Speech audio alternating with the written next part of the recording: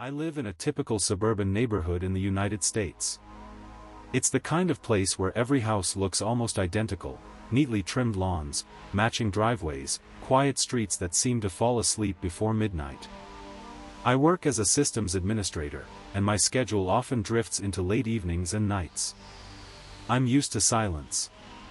I've been living alone for 4 years now, and in that time I've developed a strict routine. I know every sound my house makes.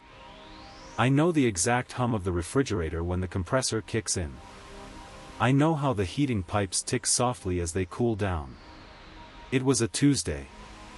I got home late. The clock on my dashboard read 11:30 p.m. as I pulled into the driveway. The street was completely empty, the neighbors' windows dark. I killed the engine, stepped out of my Ford, and walked up to the front door.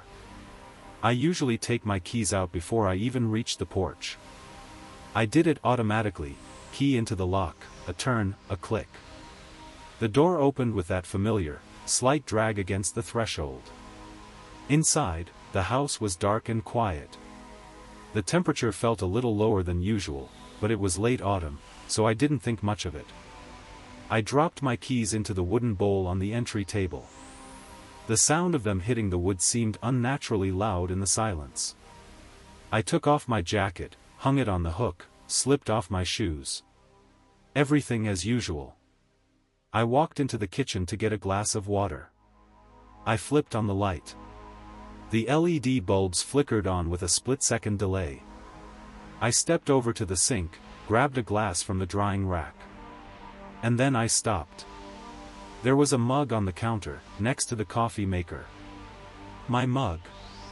A plain white one I use every morning. But I clearly remembered washing it earlier that day and putting it away in the cabinet. I always do. It's automatic. I stepped closer. There were a few drops of water at the bottom. It had been washed recently, but not dried. I stood there staring at it for a few seconds. My brain immediately started searching for a logical explanation. Maybe I'd been in a rush that morning. Maybe I washed it and just forgot to put it away. That happens. When you live alone, it's easy to forget small actions. No one's there to notice. I picked up the mug, dried it with a towel, and placed it back in the cabinet. I poured myself a glass of water, drank it, turned off the kitchen light, and went into the living room. My living room opens into the hallway. There's a couch in the center, a TV on a long stand across from it. To the right of the couch is a small reading chair. I sat down and reached for the TV remote. It wasn't on the coffee table. I ran my hand across the surface, empty. I switched on the floor lamp beside the couch.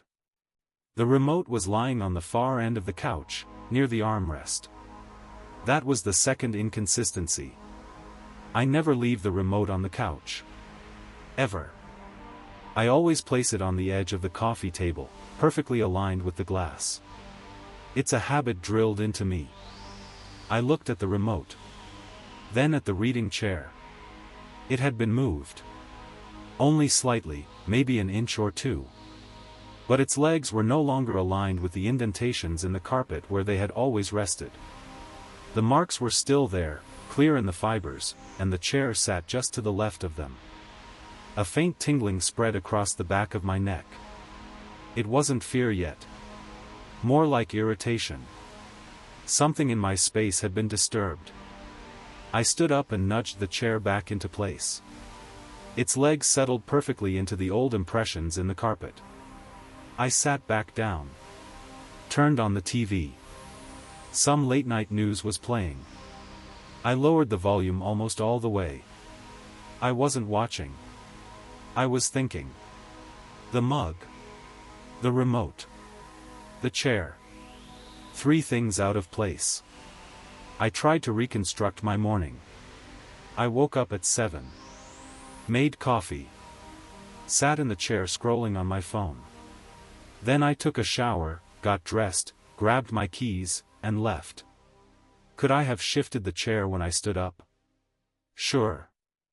Could I have left the remote on the couch the night before? Possibly. But the mug. I clearly remembered placing it on the drying rack. I sat in silence, broken only by the low murmur of the TV anchor. Midnight was approaching. The house felt too quiet. Then I noticed the air. When a house sits empty all day, the air gets stale. But this wasn't stale. It felt used. Like someone had been breathing it all day. I turned off the TV. Silence swallowed the room. I sat completely still. My hearing sharpened. I listened. The hum of the refrigerator in the kitchen. The faint rustle of wind outside.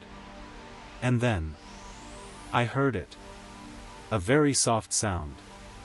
A creak. It didn't come from outside. It didn't come from downstairs. It came from above. The second floor. My bedroom. It was the sound of shifting weight. Like someone standing still, then slowly transferring their weight from one foot to the other. The old floorboards under the carpet in my bedroom make that exact sound if you step near the closet. I knew that creak. I hear it every morning when I get dressed. I stopped breathing. My eyes locked on the ceiling. I waited. Nothing. Only silence. I started mapping the second floor in my head. The staircase. A short hallway. The bathroom. My bedroom. The guest room. The guest room door is always closed. My bedroom door is always open. I sat there on the couch and understood something with absolute clarity. Someone was upstairs. Right now. That someone had been in my house during the day. Sitting in my chair. Watching my TV. Drinking from my mug. And when I pulled into the driveway, he went upstairs. I didn't shout. I didn't grab a knife. Panic is loss of control. I stood up slowly. Every movement deliberate, silent. I left the floor lamp on. I stepped toward the hallway. The staircase loomed ahead, swallowed in darkness. Instead of going up, I turned toward the front door. I picked up my keys from the bowl, carefully, so they wouldn't jingle. I didn't put on my jacket. Didn't put on my shoes. I unlocked the door, stepped outside in my socks, and quietly closed it behind me. I crossed the street. The air was freezing. I pulled out my phone and called 911. I told the dispatcher someone had broken into my house and was currently upstairs. The patrol arrived in 8 minutes. 2 cruisers. No sirens. The officers went inside. I stayed outside. 15 minutes later, one of them came back out. They didn't find anyone. The house was empty. All the windows were locked from the inside. No signs of forced entry. I went back in with them. We went upstairs. My bedroom looked normal. One officer checked the closet with his flashlight. Empty. He told me it was probably the house settling. Old floors creak like that. I nodded. There was no point arguing. They left. I was alone again.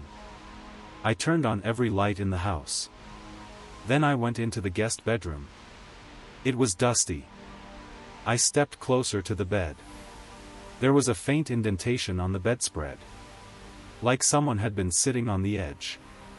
I looked down at the floor. Near one of the bed legs, there was a tiny piece of dirt. Dry clay. There's no soil like that in my yard. The police checked the house. Every room. Every closet. Under the beds. But they didn't check the attic hatch in the upstairs hallway. It's high up on the ceiling. I walked over and looked at it.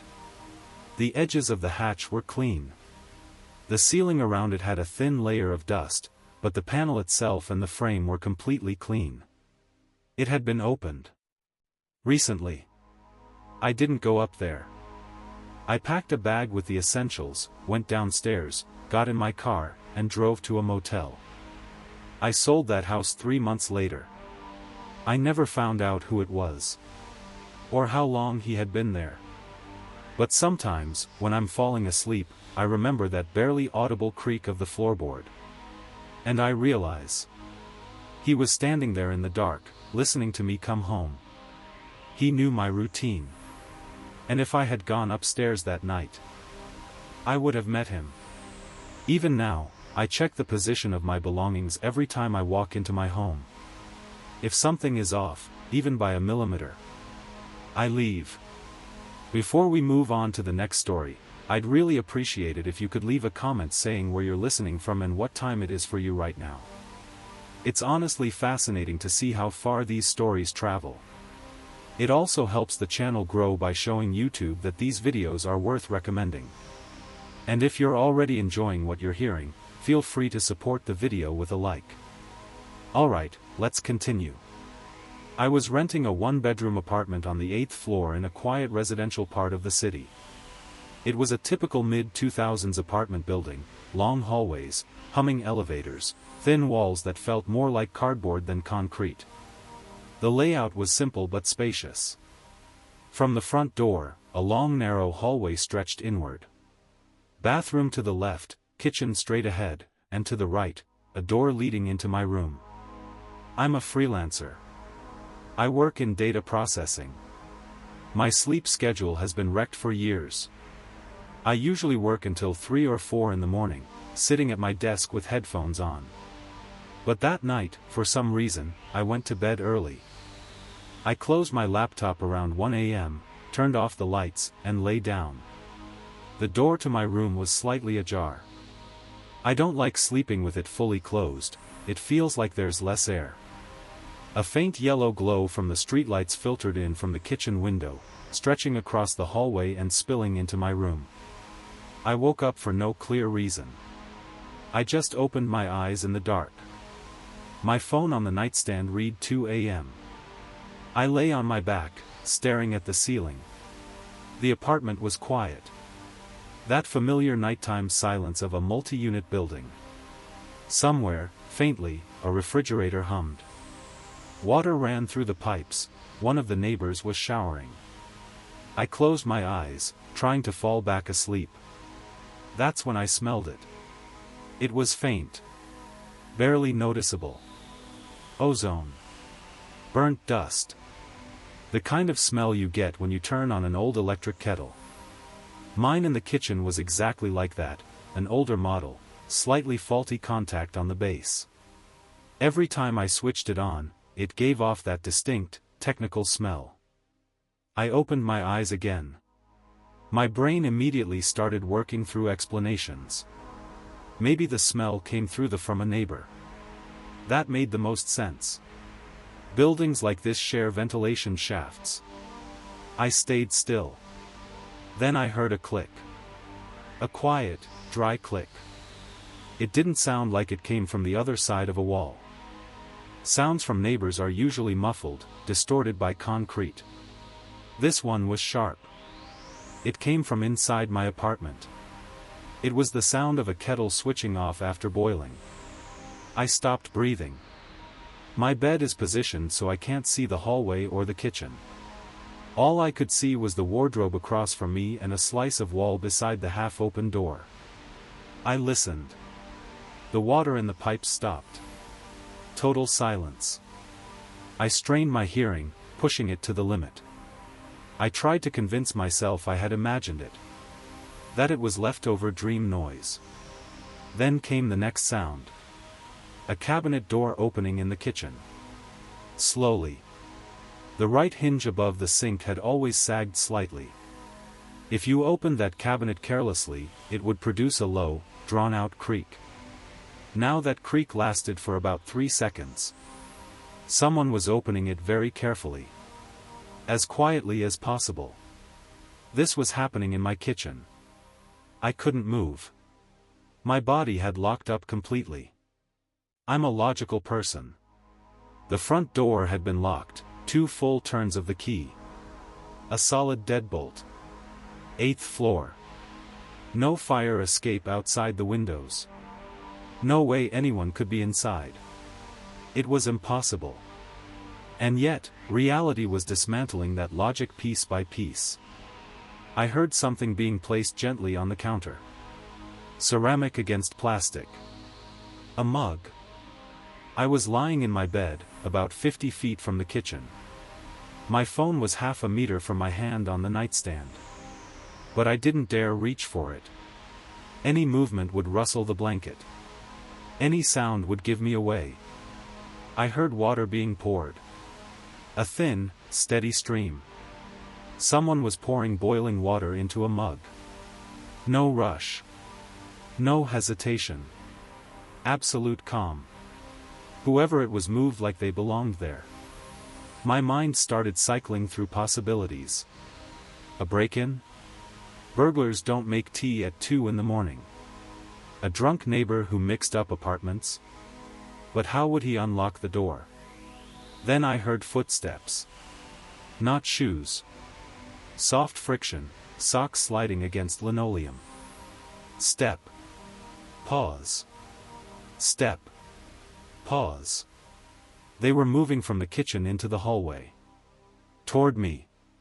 The yellow rectangle of light on the wall in my room shifted. A shadow appeared. Large. Undefined. Blocking the light. He stopped right behind my door. I squeezed my eyes shut so tightly I saw patterns flashing behind my eyelids. I forced my breathing into a slow, steady rhythm. Inhale. Exhale. Inhale. Exhale. My heart was pounding so hard I was sure he could hear it. He stood there. I couldn't see him, but I felt him. I could hear his breathing. Slow. Even. No tension. No fear. He was just standing in the dark hallway, looking through the slightly open door. At my bed. At me. It felt like forever. I didn't know what he was holding. I didn't know why he was there. But I understood one thing with absolute clarity. If I let him know I was awake, something irreversible would happen. I had to be nothing more than a sleeping object. About 2 minutes passed. 2 full minutes of absolute stillness on both sides. Then the shadow shifted. The light returned to the wall. I heard a faint shuffle moving away, toward the front door. A soft click of the lock. The latch slid back quietly. The door opened with a barely audible rub of the rubber seal. Then another click. The door closed from the outside. I didn't move for another hour. I stared at my phone. 3:15 a.m. Only then did I force myself to swing my legs off the bed. My muscles felt like stone. I grabbed my phone, turned on the flashlight, and stepped into the hallway. The door was locked. One turn. I always lock it twice. I walked slowly into the kitchen. On the counter, in the dim glow of the streetlight, sat my gray mug. A faint wisp of steam still curled upward. Half the tea was left inside. The tea bag lay on a small saucer beside it. One of the chairs was slightly pulled out from the table. He hadn't taken anything. My laptop was still on the table. My wallet was still in the hallway. No signs of forced entry. The door had been opened with a key. The next day, I called a locksmith and had the locks changed. I asked the landlord who else had keys. He swore the only duplicate was in his safe and hadn't been touched. According to him, the previous tenants had been a decent, quiet couple. I moved out a week later. During that week, I slept with the lights on and pushed a dresser against my bedroom door.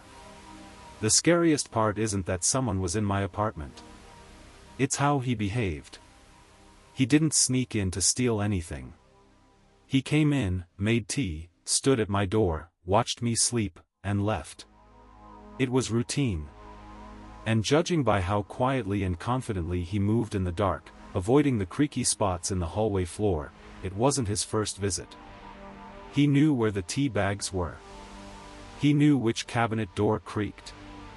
He had studied my apartment better than I had. And somewhere in this city, he's still out there. With a key that used to fit my door perfectly. The third story happened when I decided to get as far away from people as possible. I bought an old house on the outskirts of a small rural town, right up against the woods. The nearest neighbor was about 200 yards away, down a dirt road. The property itself was large, overgrown with old apple trees. The house was 2 stories, wooden, with a wide front porch. I work in logistics, managing operations remotely, so all I really needed was a stable internet connection. The first thing I did after moving in was install a surveillance system. 6 cameras around the perimeter. Infrared night vision. Motion sensors. The footage recorded to a local server and backed up to the cloud. I'm not paranoid. I just like control. The house was old. The area was isolated. A month passed. I got used to the rhythm of the place. Learned the sounds of the house. It was always breathing, cooling down at night, warming up during the day. The wood would snap and tick softly. I knew which steps on the staircase dipped under weight, knew how the wind howled through the chimney.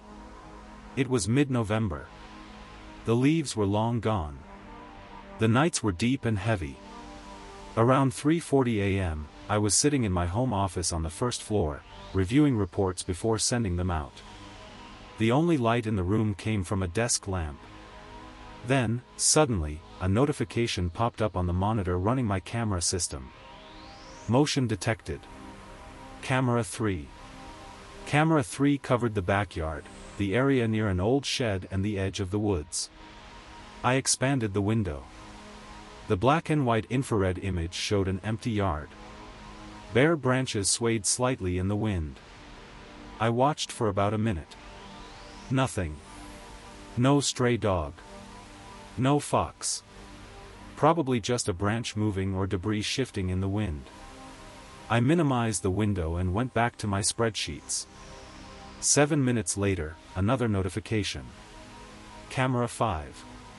Camera 5 was mounted above the side entrance, covering part of a blind spot near the porch. I opened the feed. Empty. No movement. I leaned back in my chair. My mind started mapping the geometry of the property. Camera 3, backyard. Camera 5, side wall. About 50 feet between them.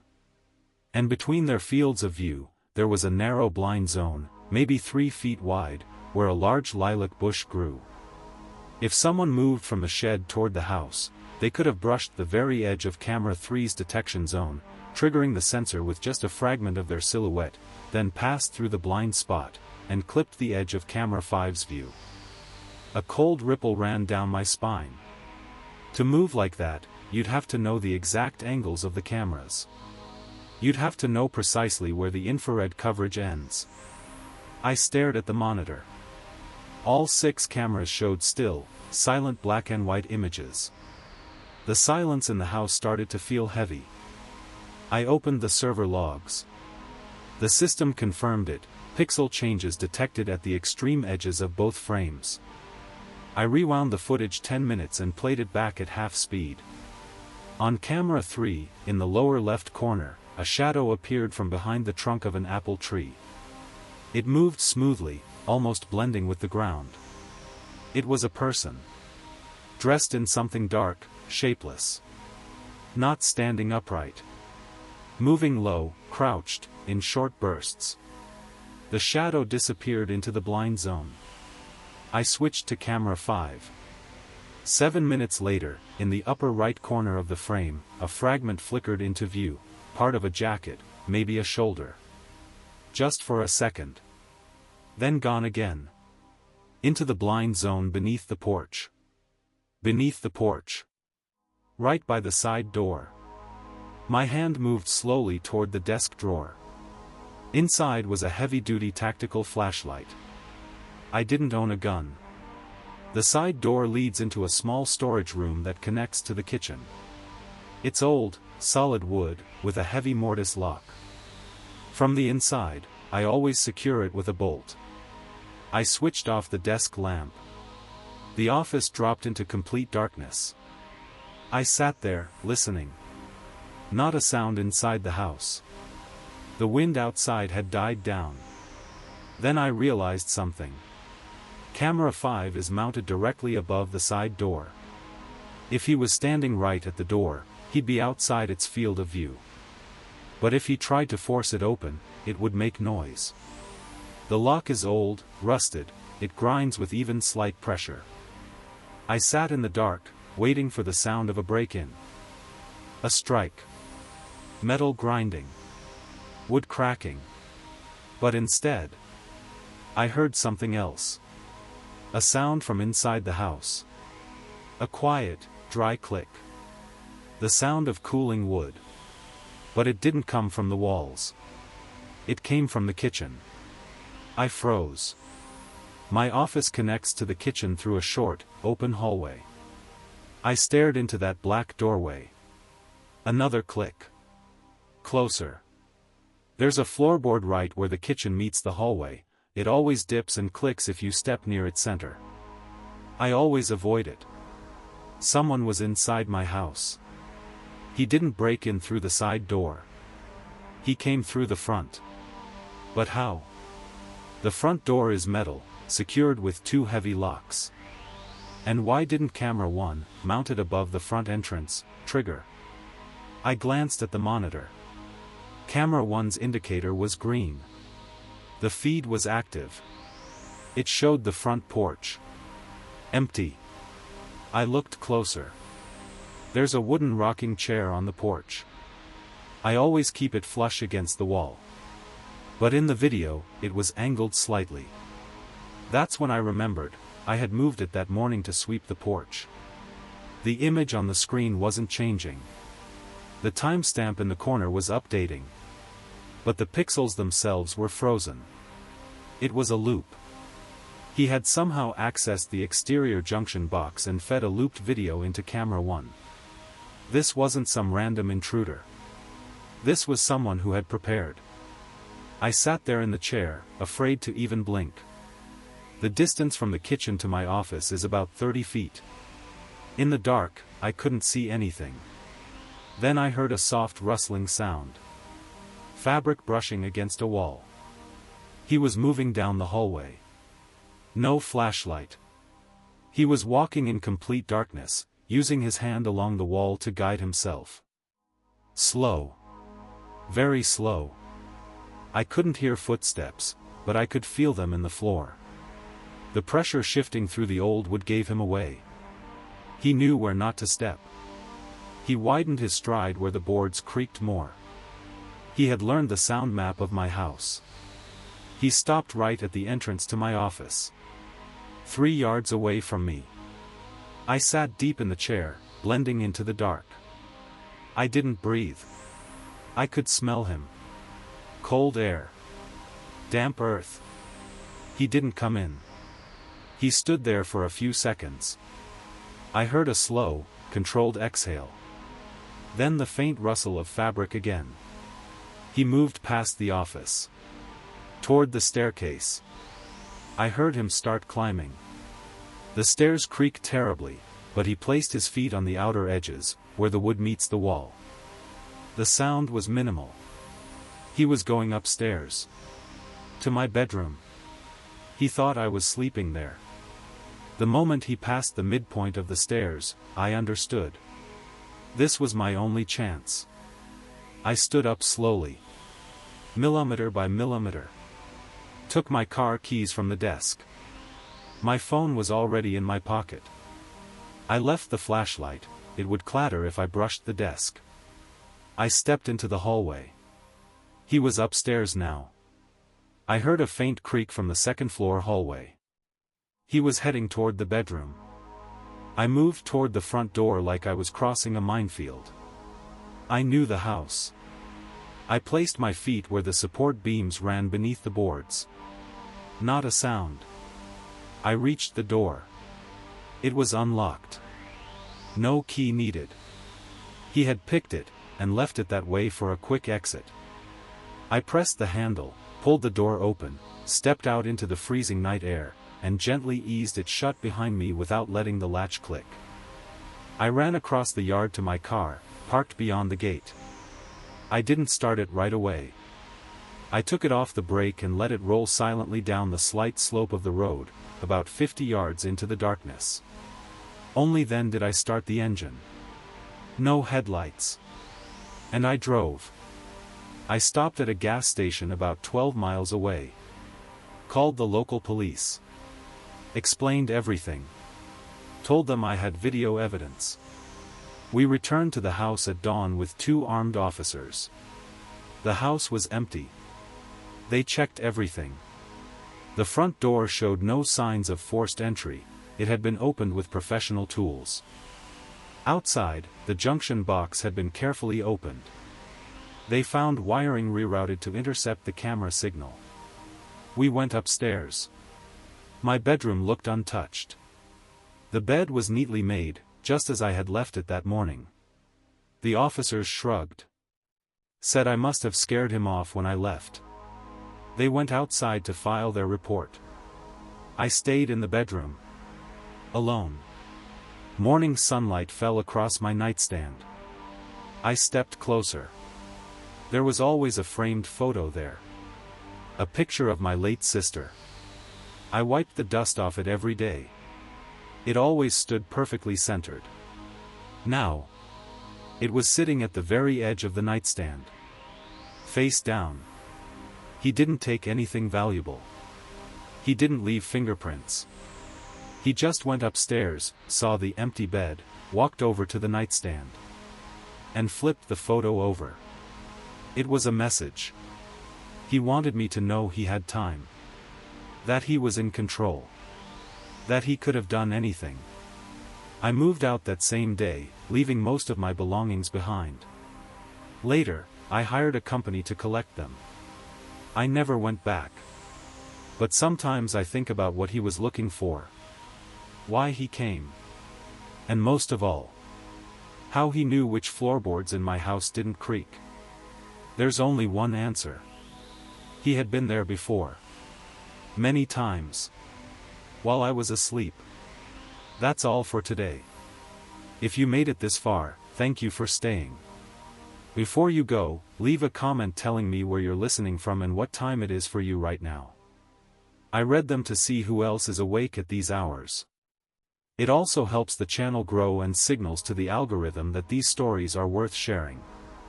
If you enjoyed it, leave a like and subscribe so you don't miss the next one. Take care of yourself. I'll see you in the next video.